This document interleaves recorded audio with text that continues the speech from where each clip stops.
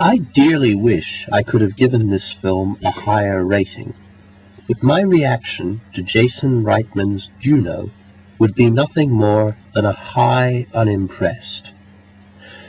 I tuned in to Juno expecting to see a sensitive and uplifting film, but instead found myself watching a fairly ordinary teen comedy.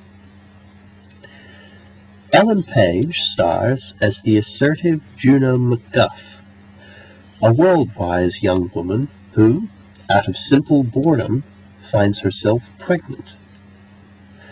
The film then charts the months leading up to the birth of her child, as Juno abruptly confronts issues of adulthood, such as the adoptive parents of her child and her polite, gentle boyfriend, played by Michael Cera. I enjoyed Ellen Page's performance, to be honest.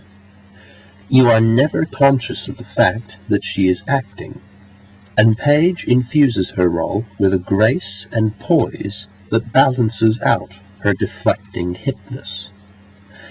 But, unfortunately, I found Juno herself to be a strangely uninvolving girl.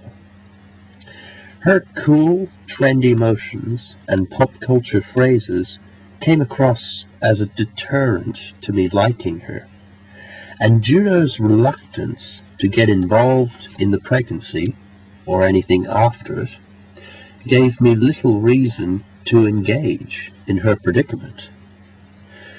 Indeed, Juno's pregnancy is covered far more distantly and lightly than should be accepted. Various downward close-up shots capture Juno's growing belly, her cravings for food, and her joy during a routine ultrasound procedure. But even as Juno's baby becomes full term inside her, Juno herself never comes to terms with the responsibilities of motherhood. I would have loved to have seen Juno MacGuff mature through the course of the film, in keeping with this immense change in her life. But, to my dismay, this process of maturity never happens. I suppose my main issue with Juno would be with its screenwriter, Diablo Cody. For most every other aspect of this film is pleasant and well executed. Page's performance is excellent, as I've mentioned. Michael Cera offers a charming outing as boyfriend Bleecker. The visuals are bright and artistically shot. The soundtrack is upbeat, and the supporting cast are also quite enjoyable. This is a nice movie, but it has no payoff. Juno gets pregnant, chooses to give the baby away to adoption, and hands it over to the parents, exactly as we expected.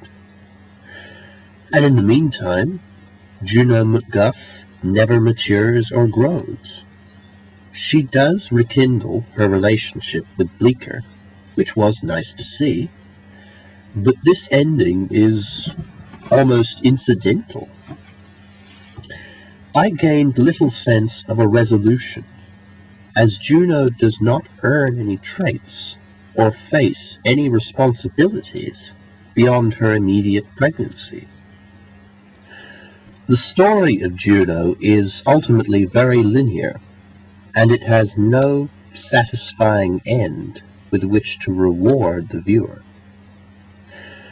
Juno is a finely made and pleasant film, but as a comedy addressing the very relevant issue of teen pregnancy, Jason Reitman's Oscar-winning film falls far short of anything meaningful or thorough. This is a 3-star film for me, I'm afraid. Again, I do want to like this film more, but with no payoff and a simplistic portrayal of pregnancy, Juno can only pose a mild disappointment to me. Well, Thank you for watching. Before I sign off, I would like to apologize to anyone who may have been offended by this video. I understand that, being a man, I may not be entirely qualified to discuss films dealing with pregnancy in this way.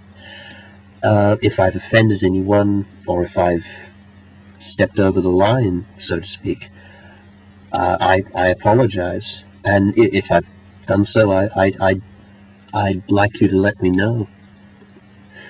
In any case, thank you for watching, and in fact, I will be posting a critique of the Matrix sequels next. So, stay tuned.